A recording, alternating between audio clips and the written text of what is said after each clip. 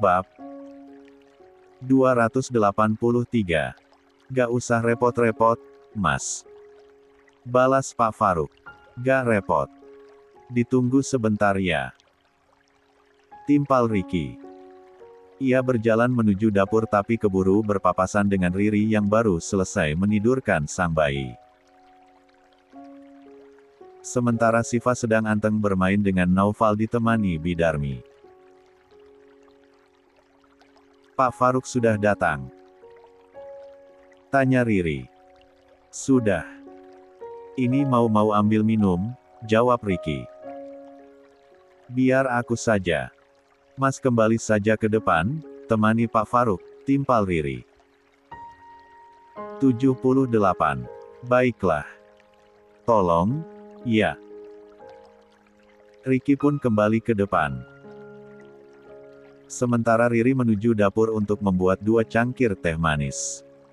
Ia juga mengambil beberapa potong bolu pisang yang dibuatnya karena sayang ada pisang kematangan. Saat sampai di ruang depan, Riri langsung tersenyum ramah pada Pak Faruk. Tentu karena ia juga sudah kenal dengan lelaki tersebut. Silahkan diminum, Pak, kata Riri. Terima kasih. Saya sudah dengar tentang pernikahan Mas Ricky dan Mbak Riri yang katanya karena wasiat Mbak Nuri, beber Pak Faruk. Padahal, sebelumnya saya sudah incar Mbak Riri loh, lanjut lelaki yang sudah menduda selama hampir setahun tersebut diakhiri kekeh pelan. Bercanda, jangan dimasukkan ke hati, ralat Pak Faruk melihat raut wajah Ricky dan Riri. Ricky tersenyum samar. Ia teringat betul saat Pak Faruk menangani kasus perceraian Riri, lelaki itu begitu bersemangat bahkan tak meminta bayaran. Jangan sungkan hubungi saya kalau Mbak Riri butuh sesuatu. Butuh pekerjaan misalnya. Berkali-kali Pak Faruk mengatakan itu pada Riri di hadapan Ricky. Namun sepertinya Riri merasa malu dan canggung hingga setiap ada kepentingan pada Pak Faruk pun selalu melalui dirinya. Apa jangan-jangan yang dikatakan Pak Faruk barusan itu bukan bercanda? Pikir Ricky. Tehnya saya minum ya. Kata Pak Faruk. Silakan, Pak. Timpal Riri ramah. Kuenya juga sekalian dicicipi, saya yang bikin, lanjut Riri. Wah, rajin sekali. Istri idaman, balas Pak Faruk setelah menyeruput teh. Saya coba ya. Ia juga mencomot 1 potong bolu pisang dari atas piring. Enak. Manisnya pas, seperti yang bikin, lanjut Pak Faruk sambil tersenyum. Riri tersenyum canggung. Tak nyaman dengan ucapan Pak Faruk yang seolah menggodanya di hadapan sang suami secara blak-blakan. Ia lalu melirik Ricky, kemudian mendengus pelan saat menyadari jika raut wajah suaminya itu nampak biasa saja. Tak memperlihatkan kecemburuan, padahal, besar harapan Riri jika suaminya itu akan menunjukkan rasa cemburu meski sedikit saja. 79. Wajah Ricky memang nampak biasa. Tapi entah kenapa ada sesuatu yang mengganjal di hatinya saat mendengar lelaki lain memuji Riri di hadapannya. Entah risih, atau mungkin cemburu. Meski rasa itu masih sangat samar. Bahkan Ricky sendiri segera menampiknya. Sabar ya, Mas Ricky. Saya pernah ada di posisi Mas Ricky. Kehilangan seorang istri yang begitu dicintai. Memang tidak mudah untuk melanjutkan hidup dengan hati yang terus berdarah-darah setiap kali mengingat momen kebersamaan dengan orang yang kita cintai. Namun, kehidupan tetaplah kehidupan yang harus berjalan. Kita tidak bisa terfokus pada satu waktu yang membuat kita terpuruk. Setidaknya, kita bisa melihat sekeliling kita, Di mana ada hal-hal yang masih harus kita syukuri, juga ada satu alasan saja yang membuat hari-hari kita masih bisa dilalui dengan senyuman. Apalagi sekarang kan Mas Riki sudah dikaruniai keturunan. Itu bisa menjadi salah satu hal yang masih harus disyukuri. Pak Faruk melanjutkan wejangannya panjang lebar. Ia pernah berada di posisi serupa, jadi ia tahu bagaimana sakitnya. Lah juga paham bagaimana caranya untuk bangkit.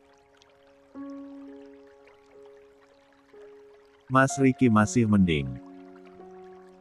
Gak kesepian, karena ada anak-anak yang menjadi penghibur. Sudah ada istri baru juga yang menemani dan memperhatikan. Saya sendirian loh, Mas. Karena kedua anak saya dimasukkan pesantren. Pulang paling 2 bulan sekali, itu pun cuma 2 malam, lanjut Pak Faruk. Wah, sudah masuk pesantren. Sudah besar juga ya. Perasaan waktu ketemu masih kecil-kecil, timpal Riki. Iya. Waktu emang gak kerasa, cepat sekali berlalunya. Gak kerasa anak-anak sudah besar saja. Yang satu kelas 1 SMP, yang satu lagi kelas 3 SMP. Dua-duanya sengaja disekolahkan di sekolah swasta sekaligus pesantren. Yah, maklum, saya hidup sendiri. Kalau harus dididik di rumah, saya gak sanggup. Apalagi waktu saya sangat terbatas. Khawatir gak terpantau juga. Apalagi tahu sendirilah ya. Zaman sekarang tuh pergaulannya serusak apa, timpal Pak Faruk. Benar sekali itu, Pak, sahut Riki. Nanti juga kalau anak-anak Mas Riki mulai beranjak besar, bakal tahu sendiri gimana khawatirnya pada pergaulan anak-anak kita, tutur Pak Faruk. Tapi berbeda halnya kalau ada ibu yang selalu memantau anak-anaknya. Ada ibu yang siap menjadi teman sekaligus tempat bercerita ternyaman untuk anak-anaknya. Ada ibu yang menjadi tempat pulang paling dirindukan anak-anaknya. Meski tak dimasukkan ke pesantren pun rasanya tak masalah. Karena ada yang siap mendidiknya. Itulah kenapa dulu saya melarang istri untuk bekerja. Ya karena alasan itu. Kalau suami istri sama-sama sibuk dua-duanya, siapa yang mantau anak kita? Siapa yang nyediain telinganya untuk anak kita? Bukan begitu. Balas Pak Faruk. Iya, benar sekali. Tapi, kenapa Pak Faruk belum menikah lagi? Biar gak kesepian gitu maksudnya, tanya Riki. Kemarin-kemarin belum ada niat. Belum ada yang cocok di hati juga. Karena rata-rata wanita yang saya temui adalah wanita karir. Giliran sudah ada yang cocok dan klik di hati, keduluan Mas Riki, jawab Pak Faruk diakhiri tawarnya. Ujung matanya melirik Riri yang masih menyimak obrolan. Saya tahu pernikahan Mas Riki dan Mbak Riri hanya memenuhi wasiat mendiang istri Mas Riki. Jadi, kalau Mas Riki gak bisa mencintainya, saya pesan jangan sakiti dia. Jangan siksa batinnya. Cukup lepaskan. Karena di luar sana masih banyak lelaki lain yang mengharapkannya. Termasuk saya, lanjut Pak Faruk dengan ujung mata lagi-lagi melirik ke arah Riri. Riki berdehem pelan. Ada sesuatu yang terasa mengganjal di tenggorokannya. Hingga ia pun lekas mengambil 80 teh miliknya kemudian meminumnya. Sementara Riri langsung merasa salah tingkah. Lebih dominan tak enak hati pada sang suami. Beruntung sang bayi keburu menangis hingga Riri memiliki alasan untuk beranjak sejenak dari sana. Saya permisi sebentar. Bayinya nangis. Tutur Riri sambil bangun dari duduknya. Mbak Riri, itu anaknya Mas Riki, iya. Bisa tolong bawa ke sini? Saya belum lihat soalnya. Belum siapkan kado juga, pinta Pak Faruk. Riri menoleh dulu pada Riki seolah meminta jawaban. Setelah melihat anggukan kepala Riki, barulah Riri pun mengangguk pelan. Riri lekas berjalan cepat menuju kamar di mana bayi kecil itu berada. Setelah itu, ia buru-buru memangku bayi tersebut sambil menimang-nimangnya. Sayang, kap-kap. Jangan nangis ya, kata Riri lembut. Setelah tangis bayi itu mulai mereda, barulah Riri membawanya ke depan. Kembali bergabung dengan Pak Faruk yang sudah dianggap keluarga oleh keluarga Adiputra. Mas Riki, selamat ya. Bayinya tampan sekali. Kehadiran bayi ini bisa menjadi salah satu alasan Mas Riki melanjutkan hidup dengan semangat. Apalagi ditemani istri yang begitu telaten merawat anak Mas Riki.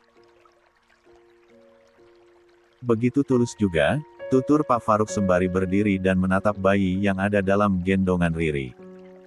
Riki tersenyum samar. Semua orang memintanya untuk mensyukuri kehadiran bayi tersebut tanpa ada yang tahu kalau bayi itu bukanlah darah dagingnya. Andai di rumah saya bisa terdengar lagi suara tangisan bayi. Pasti akan sangat menyenangkan. Gak akan kesepian juga. Pak Faruk sempat terdiam dengan tatapan menerawang.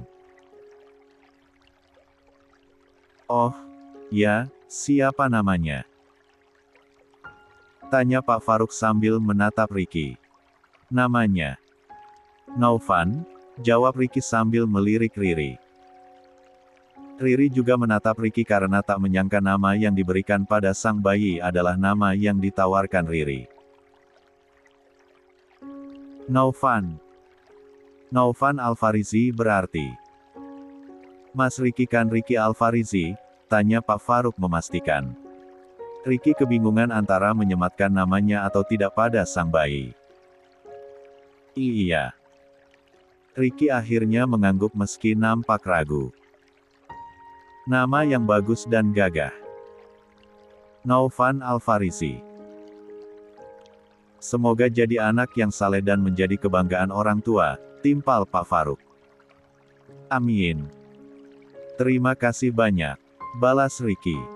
Kalau gitu saya permisi dulu. Masih ada keperluan lain. Insya Allah kapan-kapan kesini lagi sekalian anterin kado untuk anak Mas Riki. Untuk Siva juga, kata Pak Faruk. Gak perlu repot-repot, Pak Faruk. Sudah menyempatkan mampir saja sudah alhamdulillah, balas Riki. 81. Gak repot sama sekali. Dan sepertinya, kedepannya saya akan sering-sering datang ke sini. Gak apa-apa kan? Toh kita masih keluarga, timpal Pak Faruk sambil tersenyum lebar. Bola matanya bergulir, menatap Riri yang masih menggendong bayi dengan hangat. Bahkan menatap Riri cukup lama.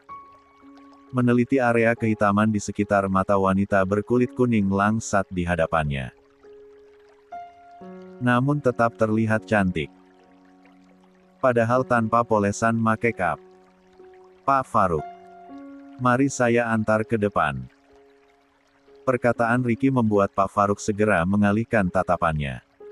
Ia lalu tersenyum kikuk. Oh, iya. Mari, Mbak Riri. Saya permisi dulu. Sampai ketemu lagi, katanya sambil mengangguk ramah pada Riri.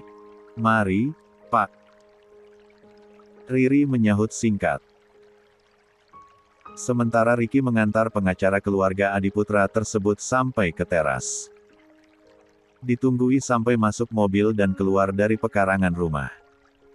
Setelah itu, barulah ia masuk lagi. Biar aku gantian gendong. Mbak Riri kasihan pegal, kata Ricky dengan tangan bersiap mengambil alih Naufan dari tangan Riri. Riri tersenyum lalu menyerahkan bayi itu. Mas. Seru Riri dengan senyum tertahan. Iya. Ricky menatap Riri lekat. Terima kasih sudah memakai nama yang aku tawarkan untuk bayi Mas, tutur Riri dengan senyum mengembang namun tersembunyi di balik wajahnya yang ia tundukkan.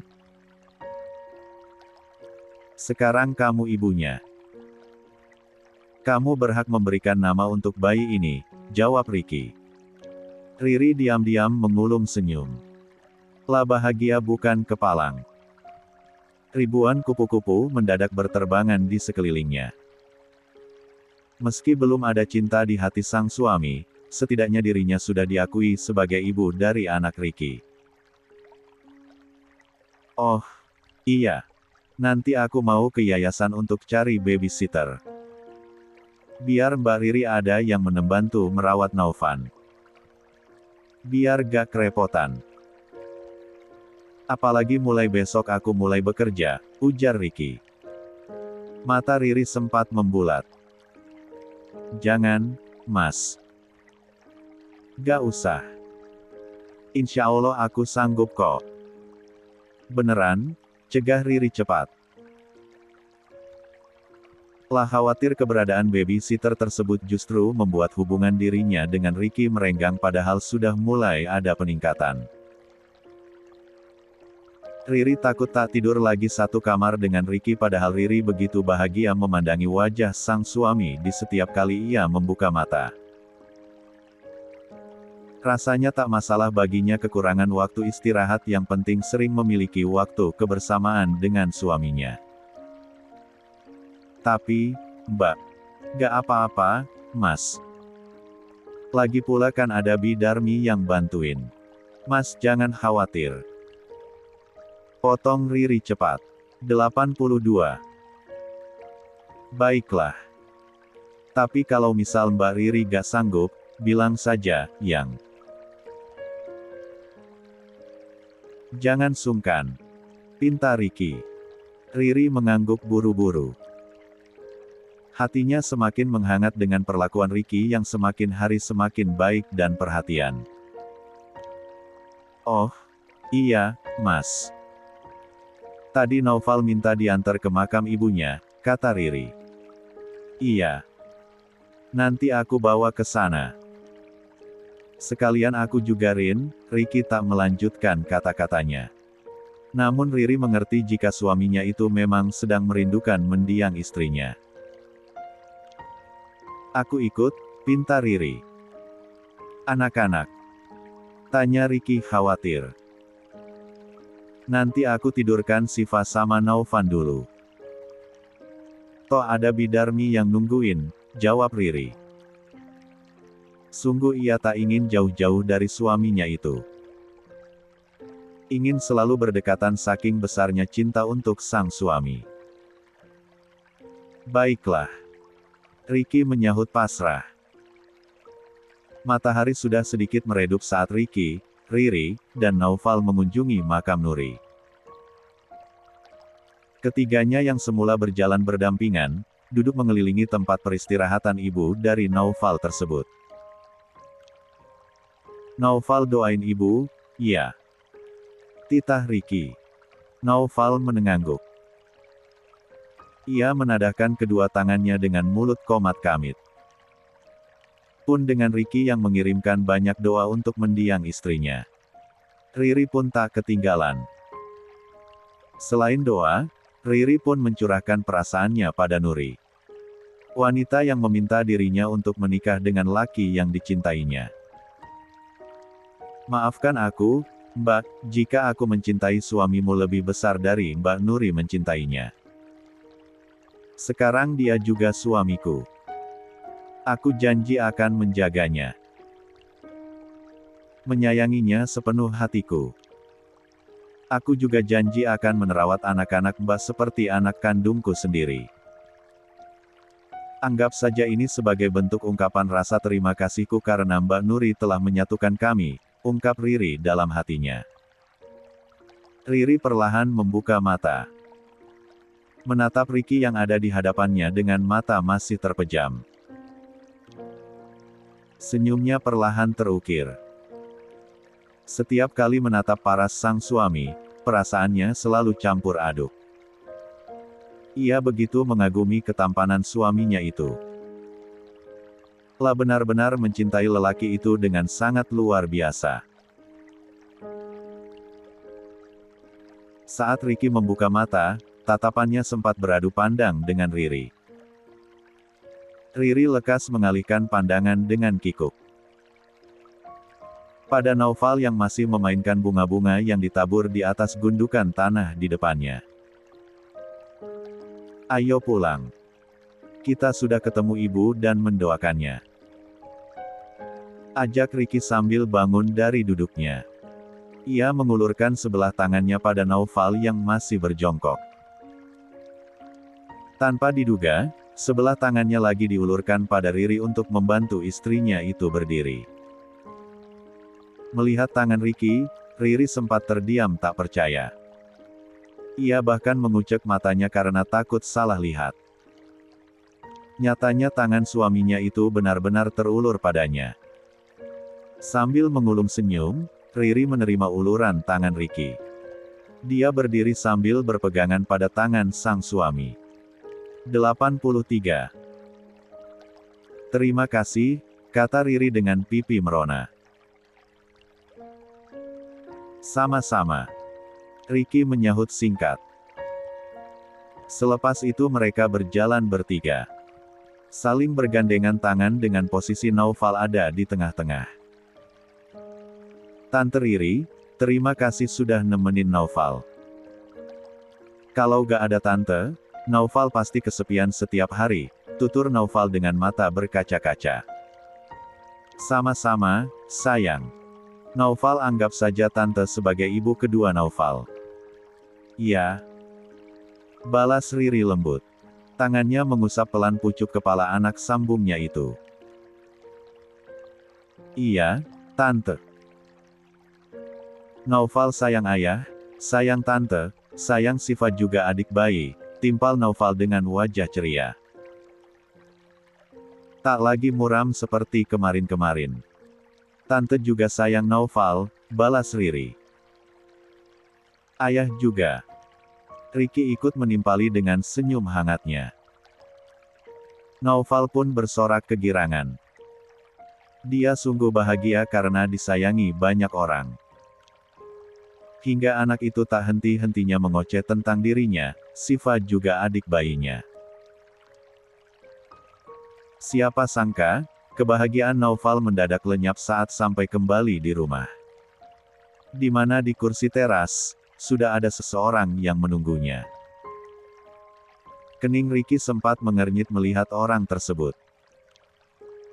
Lah mencoba mengingat karena merasa tak asing dengan wajah orang tersebut. Hingga Naufal tiba-tiba bersembunyi di balik tubuh kekar Ricky. Bapak, katanya pelan. Dan kini Ricky mengingatnya. Lelaki itu adalah Rahmat, mantan suami Nuri dan juga ayah kandung Naufal. Siapa, Mas?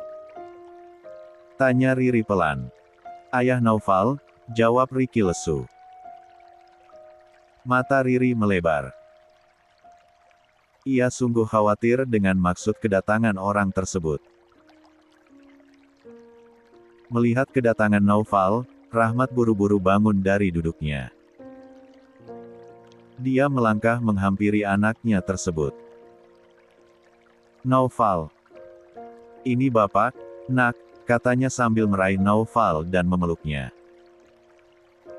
Maaf baru kesini, bapak baru tahu kabar kalau ibumu meninggal, lanjut Rahmat.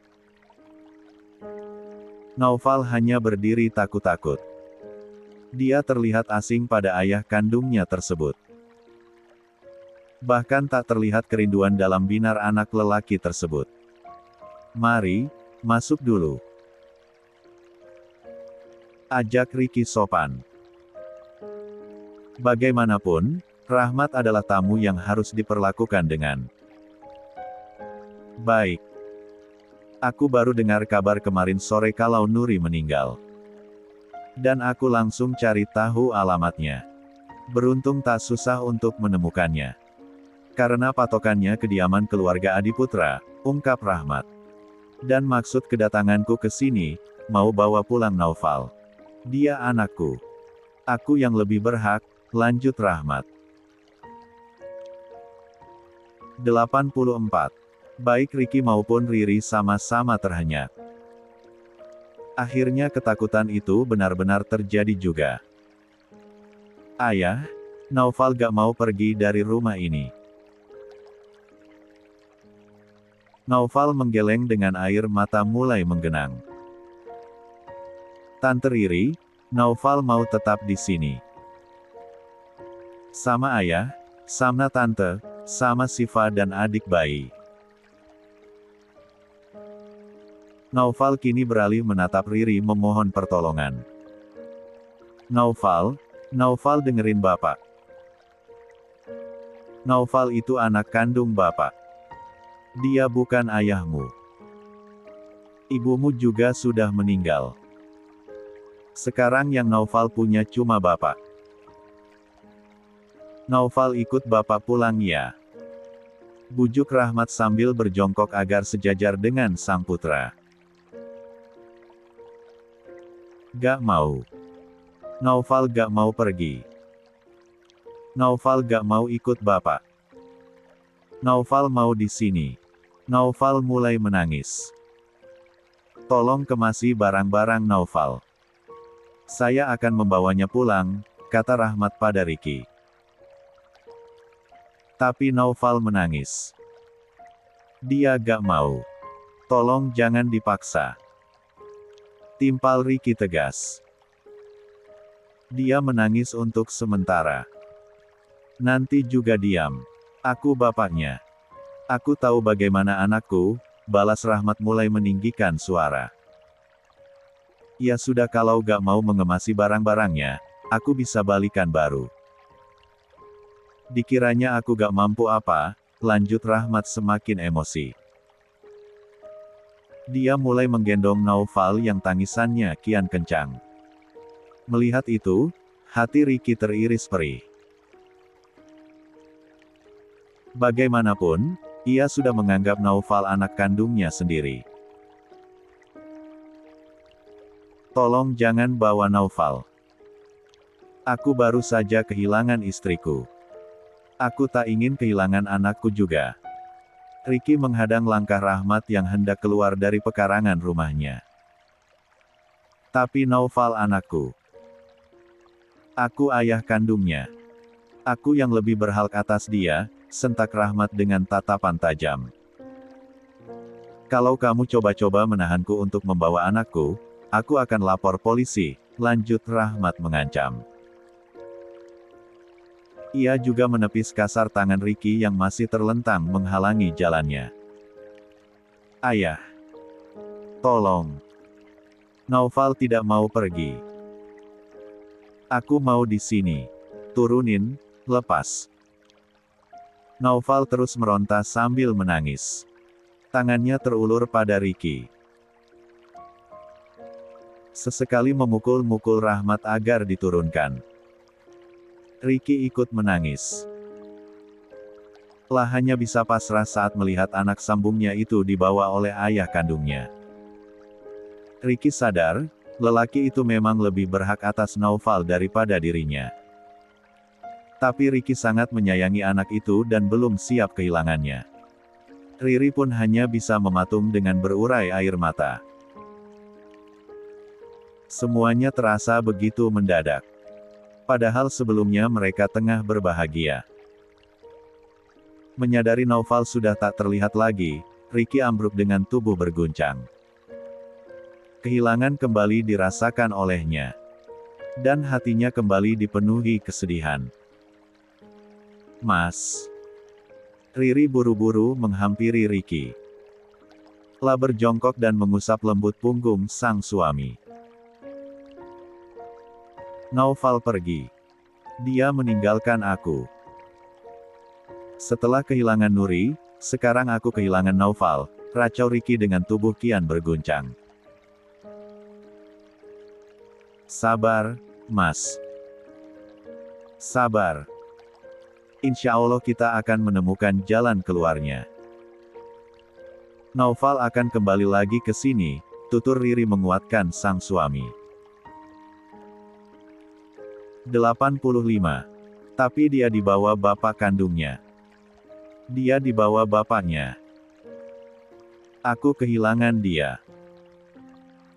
Aku selalu ditinggalkan orang-orang yang aku sayangi, balas Ricky. Tenang, Mas. Sabar, ada aku. Ada aku yang gak akan pernah ninggalin Mas. Riri mendekap erat tubuh Ricky yang masih menangis. Dan di sana, dalam pelukan hangat istrinya, Ricky mendapatkannya sedikit kenyamanan dan ketenangan. Dia menghabiskan sisa tangisnya dalam pelukan Riri yang begitu erat.